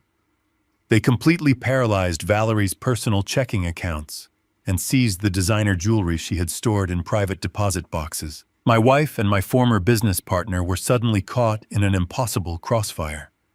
They were locked in concrete cells facing decades in federal prison for cartel smuggling and tax evasion. At the exact same time, they were being sued into absolute oblivion by a billion-dollar corporate entity that wanted to strip them of every last penny they had ever acquired. They could not afford to hire criminal defense attorneys to fight the federal government because the hedge fund had successfully frozen all their money. They could not fight the civil lawsuit because they were incarcerated and completely cut off from the outside world. They were being crushed simultaneously by the unlimited resources of the state and the merciless greed of private equity. The alliance they had forged to destroy my life had completely collapsed, leaving them to face the absolute devastation of their own arrogance alone and entirely defenseless. I watched the financial reports roll in from my office desk, feeling a profound sense of quiet satisfaction, knowing the corporate war was finally won. The federal justice system moves with the agonizing pace of a massive glacier. I knew that the criminal trials for the cartel smuggling ring and the massive tax evasion would not begin for many months. My wife and my former business partner would sit in their concrete holding cells waiting for the federal prosecutors to build their impenetrable cases. But I am a man who spent his entire career auditing the flow of capital, and I knew that true punishment does not always require a prison sentence. While the federal government prepared to take away their physical freedom, I prepared to completely eradicate their financial existence. I did not need to wait for a criminal conviction to begin my offensive. The civil destruction was immediate, and it was absolute. I walked into the office of my corporate legal team and instructed them to file a devastating civil lawsuit in the state court. The charges were not related to the cartel or the drugs. We filed for gross corporate sabotage, extreme breach of fiduciary duty, and the intentional infliction of financial ruin. The beauty of a civil lawsuit is that the burden of proof is much lower than in a criminal trial. I already had the encrypted server logs, the forged loan documents, and the printed shipping manifests. I had a mountain of undeniable physical evidence proving that they had conspired to destroy my legitimate logistics company to enrich themselves. The civil court system is a brutal battlefield where your only armor is the money you can afford to pay your defense attorneys. My enemies had absolutely no armor left. The billion-dollar hedge fund had already frozen every single domestic bank account tied to their names. The federal government had seized their remaining liquid assets as evidence of racketeering. They were completely broke and legally paralyzed. When the court-appointed process server handed them the thick stack of civil lawsuit documents through the iron bars of their respective holding cells, they finally realized the absolute hopelessness of the trap they had walked into. They could not hire a civil defense team to represent them. They could not even afford the basic filing fees required to submit a formal written response to the court clerk. They were forced to sit in silence while the legal deadline slowly expired. When a defendant fails to respond to a civil lawsuit within 30 days, the court does not wait for them to find the money. The court moves forward without them.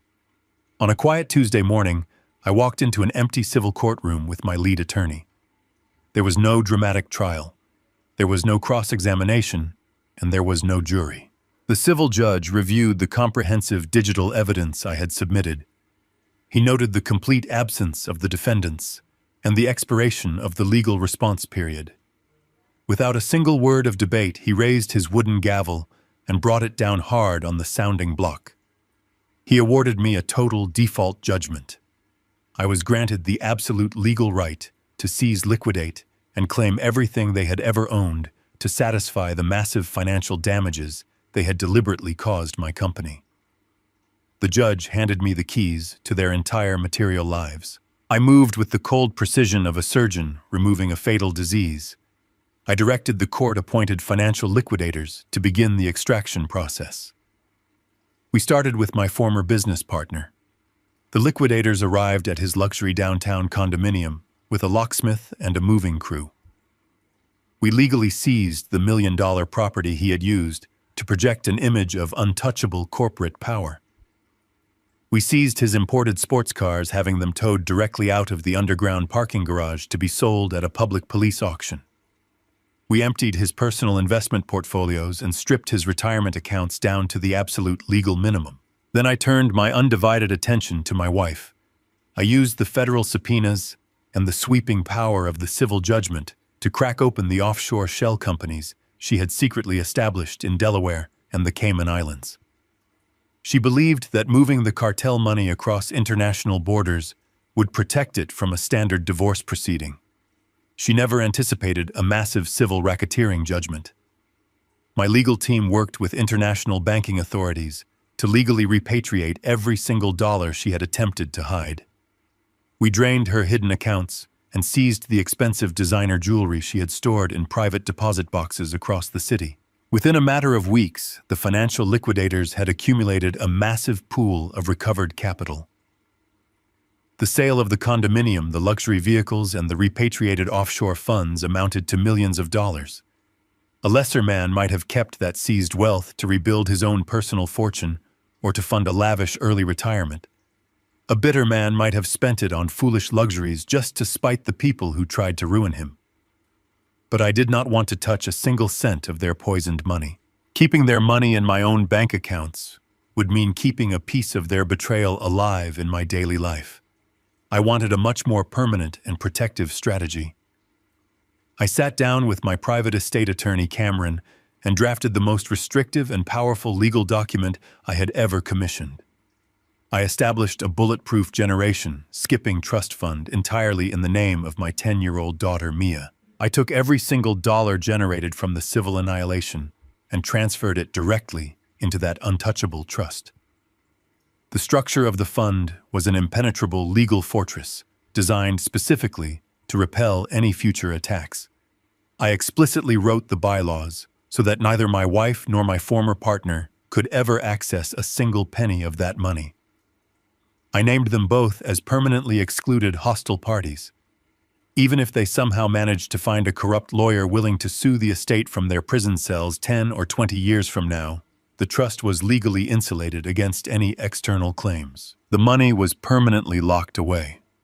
It was placed into conservative index funds generating interest and growing silently in the background of our lives. The trust was structured to remain completely inaccessible until Mia turned 25 years old, at which point it would be released to her in carefully managed educational and professional installments. I took the illicit fortune my wife had tried to build by destroying my life, and I transformed it into an unbreakable financial shield for the very daughter she had attempted to abandon. By the time the civil liquidators filed their final completion reports with the court, the financial existence of my enemies had been systematically and entirely eradicated. I had erased their names from every property deed, every bank ledger, and every corporate registry in the state. They were now complete ghosts in the financial system. I wanted to ensure that their punishment extended far beyond the concrete walls of the federal penitentiary. When their long federal sentences were eventually completed and the prison gates finally opened for them, they would step out into a world where they owned absolutely nothing. They would have no hidden nest egg waiting for them. They would have no secret offshore accounts to tap into and no luxury properties to return to. They would have to rebuild their lives from the very bottom, carrying the permanent, devastating weight of federal felony convictions and total bankruptcy. The civil annihilation was my final, definitive act of war. It was executed flawlessly, leaving them with nothing but the clothes on their backs and the bitter memory of the empire they threw away. 3 months after the federal raid, I walked back through the heavy oak doors of the county family court. It was the exact same room where my destruction had originally been scheduled. The polished wooden benches and the high ceilings had not changed, but the atmosphere was completely different. There was no oppressive tension in the air. There was no army of expensive corporate lawyers pacing the floor preparing to tear my reputation to shreds. The courtroom was practically empty. I walked down the center aisle and took my seat at the petitioner's table. I sat completely alone. I did not need an attorney to speak for me anymore. I placed my hands flat on the smooth wooden surface and waited for the final administrative procedure to begin. A heavy steel door near the judge's bench swung open. A county bailiff stepped out into the courtroom holding a thick metal chain. He pulled the chain forward, guiding the prisoner into the room. Valerie walked slowly toward the respondent's table. She was wearing a bright orange canvas jumpsuit provided by the county holding facility. The heavy steel handcuffs around her wrists were secured to a chain wrapped around her waist, restricting her movements to a slow shuffle. The physical transformation she had undergone in just 90 days was staggering. She looked as though she had aged 10 full years. The flawless makeup, the expensive salon hair, and the arrogant posture were completely gone. Her skin was pale and drawn tight over her cheekbones. Her eyes were hollow and surrounded by dark, heavy circles. The reality of sitting in a concrete cell waiting for a massive federal racketeering trial had completely broken her physical spirit. She did not look at me when she sat down. She kept her gaze fixed firmly on the floor. She was accompanied by an overworked public defender who looked exhausted and completely uninterested in the proceedings. He carried a thin manila folder containing the basic divorce paperwork. He did not whisper words of encouragement to her or attempt to strategize. There was absolutely nothing left to strategize over. Judge Abernathy entered the courtroom from his private chambers. He took his seat at the elevated bench and adjusted his reading glasses. He looked down at the documents in front of him, and then he looked across the room. He clearly remembered the first day we had all stood in this room. He remembered the arrogant woman who had sat at that table demanding total control of my logistics company and sole custody of my daughter. He remembered the explosive videotape that had halted the proceedings. He looked at Valerie in her orange jumpsuit and heavy chains, and his expression remained entirely neutral. He opened the final divorce decree and began the formal dissolution of our marriage. A standard high net worth divorce usually involves hours of bitter arguments over the division of assets. Lawyers fight over real estate investment portfolios, retirement accounts, and the valuation of private businesses. Our asset division took less than 3 minutes. The judge read the mandatory financial disclosures into the official court record. There were no joint accounts left to divide. There was no real estate to negotiate. The civil default judgment I had won weeks prior had legally stripped her of every single penny she had ever acquired. The judge formally noted that the respondent possessed 0 financial assets, 0 personal property, and 0 equity. She was legally classified as completely destitute. She sat in her chair, listening to the judge declare her absolute financial ruin to the silent room, and she did not say a single word. She had no ground to stand on. The judge moved smoothly to the matter of child custody. This is usually the most emotionally volatile part of any family court proceeding. Parents weep and beg for weekend visitation or joint guardianship. There was no debate today. The judge referenced the severe state felony endangerment charges currently pending against her. He referenced the sworn testimony of the Child Protective Services supervisor who had witnessed her attempt to physically drag our child out of a motel room. Based on the overwhelming evidence of abuse and criminal instability, the judge completely and permanently severed all of her maternal rights. He awarded me sole, irrevocable legal and physical guardianship of our daughter. There would be no supervised visits.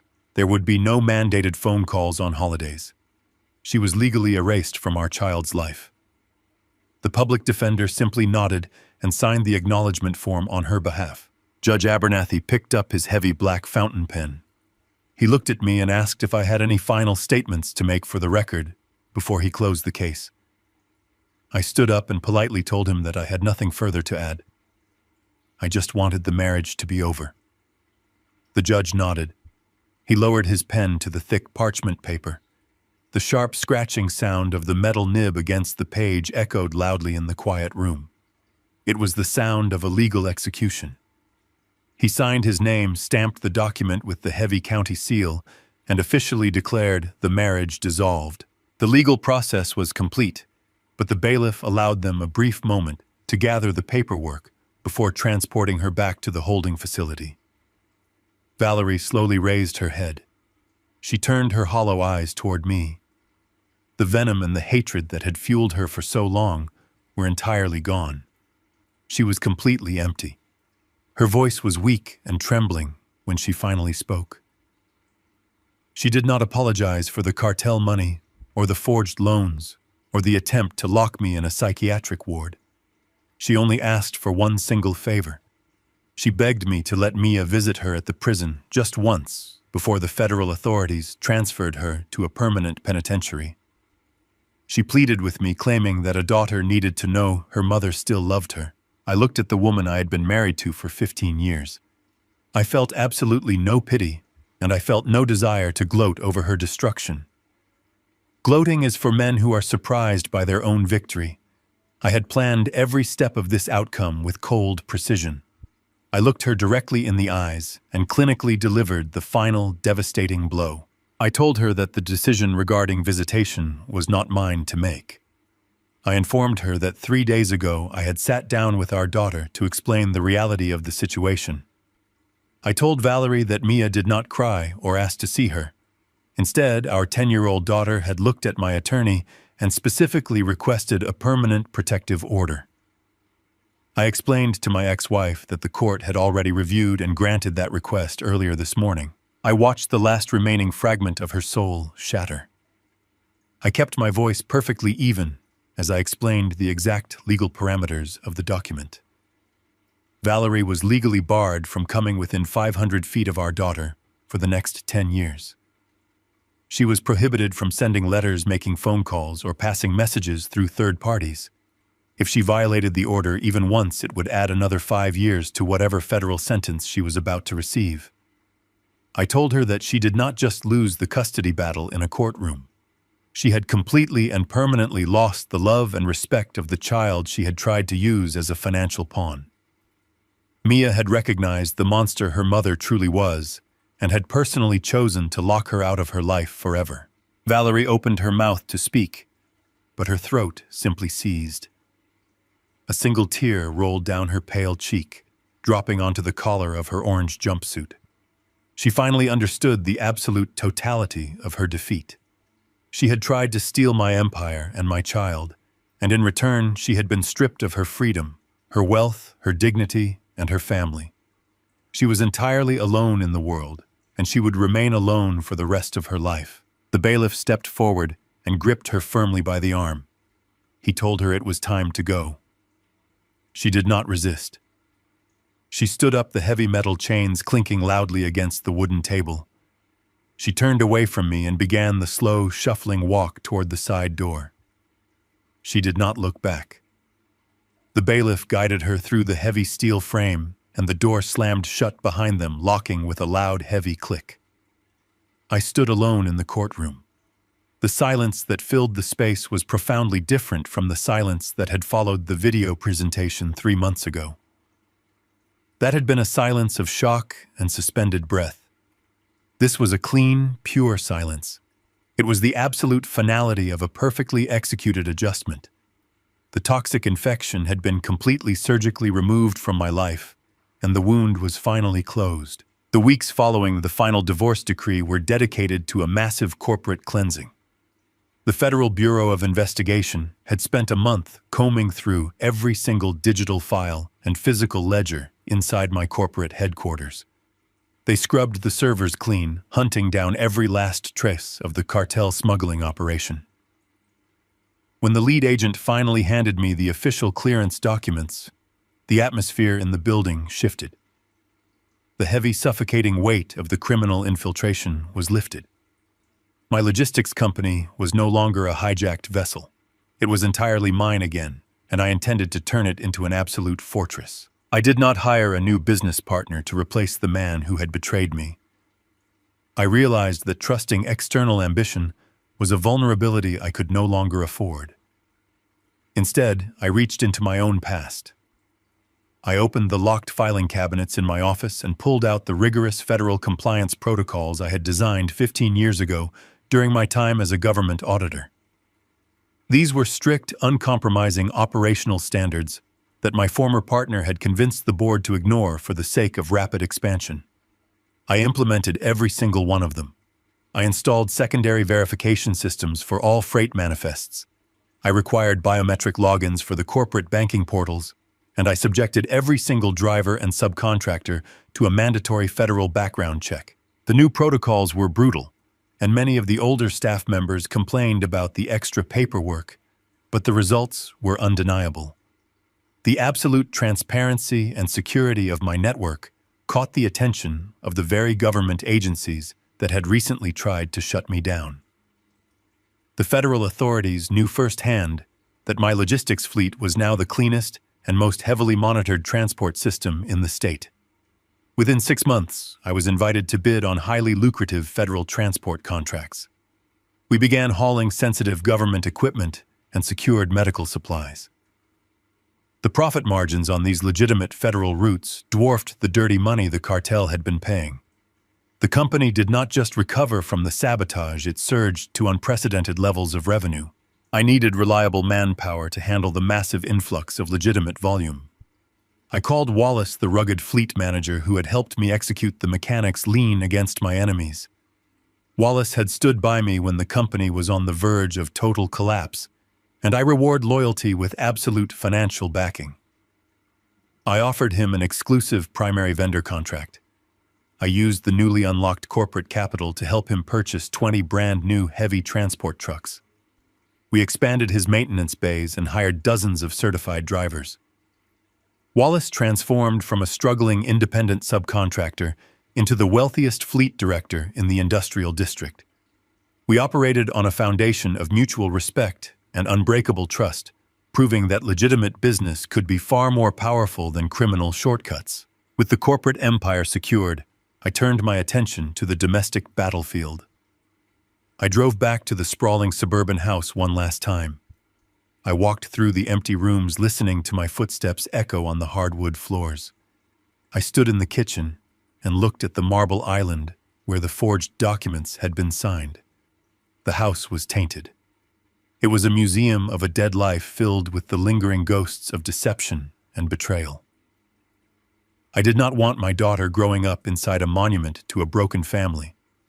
I hired a premium real estate firm and listed the property the very next day.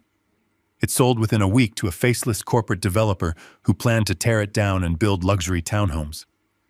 I did not feel a single ounce of nostalgia when I signed the closing papers and handed over the keys. I took the capital from the sale and purchased a completely different kind of property. I bought a modern architectural masterpiece located in a highly exclusive gated community on the northern edge of the city. It was a structure built of reinforced concrete, dark steel, and impact-resistant glass. It did not look like a traditional family home. It looked like a beautiful, impenetrable fortress.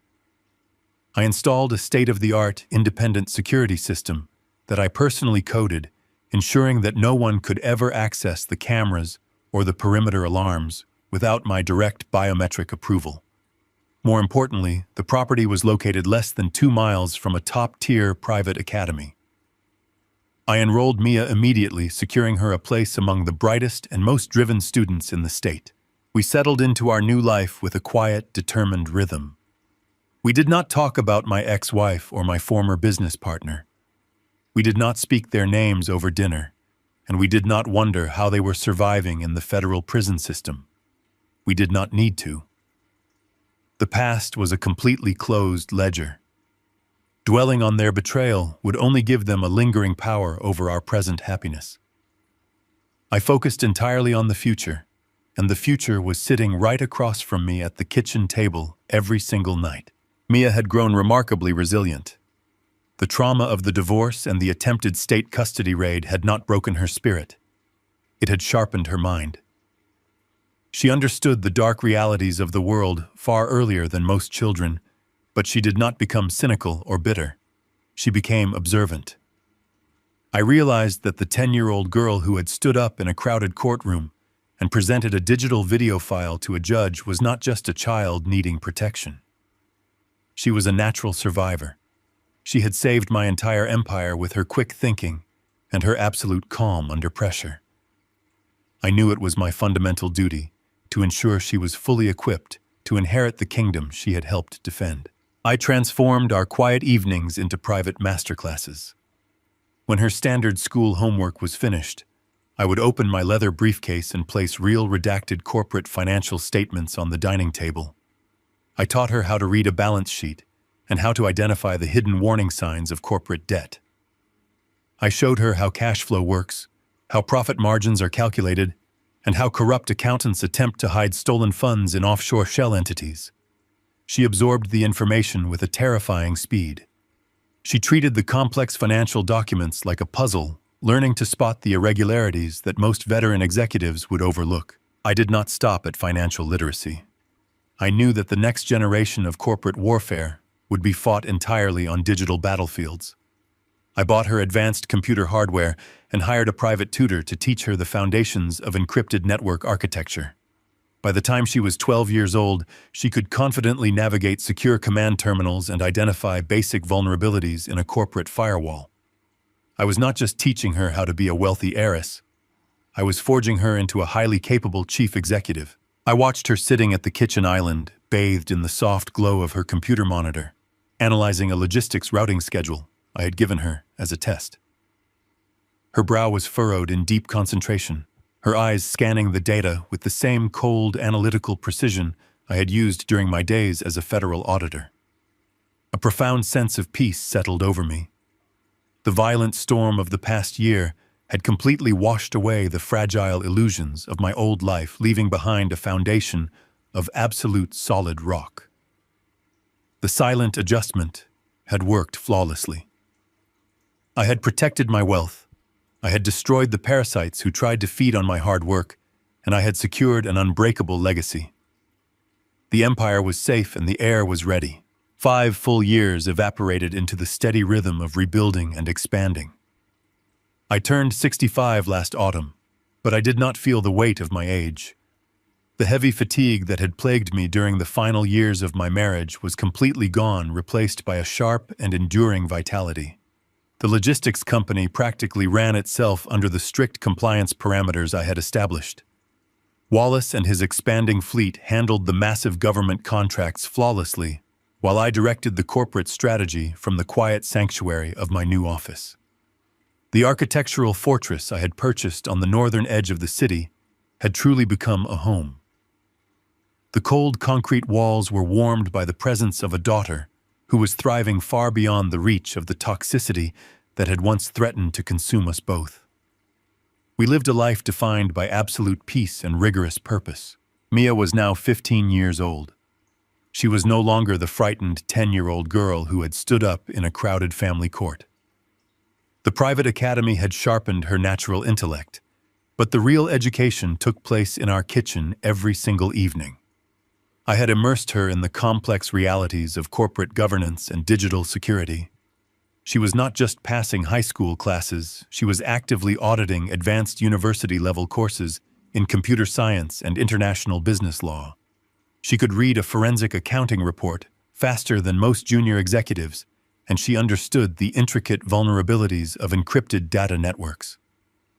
I watched her grow into a formidable young woman who recognized that true power in this world does not come from physical strength or loud demands. True power comes from absolute control over information and the discipline to use it without hesitation. I was not just raising a child, I was forging an unbreakable heir to a multi-million-dollar empire. She knew the exact value of the wealth we possessed, but more importantly, she knew the exact price required to protect it. The ultimate test of her character arrived on a quiet Tuesday afternoon, inside a standard white envelope. I walked down to the secure mailbox at the end of our gated driveway and sorted through the daily delivery of financial reports and corporate correspondence. Tucked between two heavy investment brochures was a thin piece of paper bearing a very specific return address. It was from a federal correctional institution located 3 states away. I recognized the cursive handwriting immediately, even though the strokes were shaky and uneven. It was from my former wife. I walked back up to the house and opened the envelope standing in the bright sunlight streaming through the kitchen windows. I unfolded the single sheet of lined prison paper and read the desperate words she had written. Valerie was begging for a lifeline. She was approaching her first scheduled parole board hearing, and she was terrified of remaining behind bars. She wrote that she had found religion and had spent the last 5 years reflecting on her terrible mistakes. She was pleading with me to submit a formal letter of character reference to the parole board, claiming that my forgiveness was the only thing that could convince the panel to grant her an early release. She even tried to use our daughter as emotional leverage, writing that Mia needed her mother back in her life, and that a child should never be separated from the woman who gave birth to her. It was the same manipulative poison she had used years ago, simply repackaged in the desperate language of a federal inmate.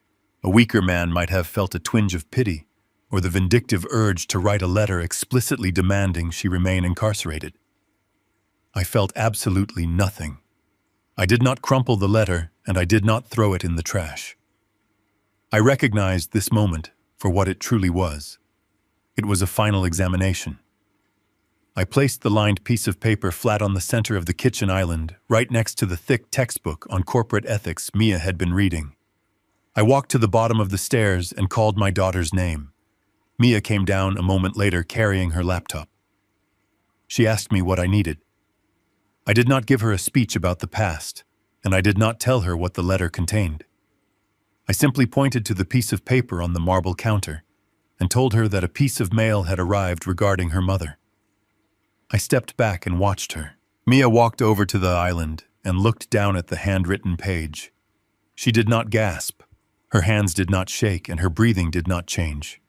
She stood there in the quiet kitchen and read the desperate begging words of the woman who had tried to trade her to the state welfare system for a suitcase full of cartel money. I watched my daughter's face, searching for any sign of lingering trauma or misplaced guilt. There was none. Her expression remained entirely neutral, forming a perfect mask of cold, analytical clarity. She finished reading the final sentence. She did not look up at me to ask for permission or guidance. She simply picked up the piece of paper, walked calmly across the kitchen, and approached the heavy-duty document shredder we kept near the home office door. She fed the letter directly into the steel blades. The loud grinding noise filled the room for 2 seconds, destroying the physical evidence of her mother's manipulation. The shredder stopped, leaving only silence in its wake. Mia turned around, picked up her laptop, and walked back to the kitchen island to finish her homework. She did not ask me if I was going to write the reference letter because she already knew the answer. We do not negotiate with people who attempt to destroy us. She opened her textbook and began taking notes on a complex legal case, completely unbothered by the ghost that had just tried to reach out from a federal prison cell. The silence that settled over the house in that moment was profound. The long, agonizing chapter of betrayal and survival was permanently closed. The silent adjustment was finally and completely finished. I stood in the kitchen, looking at the intelligent, confident young woman sitting across from me. I realized that my greatest victory was not outsmarting the federal government or bankrupting the people who conspired against me. My greatest victory was right here in this very room. I had successfully protected my physical assets, but more importantly, I had protected the mind and the spirit of my child. I had raised a daughter who understood the absolute, undeniable value of loyalty and the exact permanent price of betrayal. The foundation we stood on now was not built on the fragile illusions of blind trust or emotional manipulation. It was built on truth, on vigilance, and on a silent, unbreakable strength that could never be fractured from within. I spent my entire life believing that providing for my family was enough to secure their loyalty. I was wrong. The greatest lesson I learned from this ordeal is that blood does not guarantee allegiance, and generosity can easily be mistaken for weakness by those who lack a moral compass. True family is not defined by a marriage certificate or shared DNA. It is forged in the fires of mutual respect, absolute truth, and unwavering vigilance. Never apologize for protecting what you have built, and never underestimate the lengths to which a greedy heart will go to take it from you. Trust must be earned every single day, but boundaries must be carved in stone. If you have ever had to cut toxic people out of your life to protect your peace, make sure to hit the like button and subscribe for more stories of survival and justice.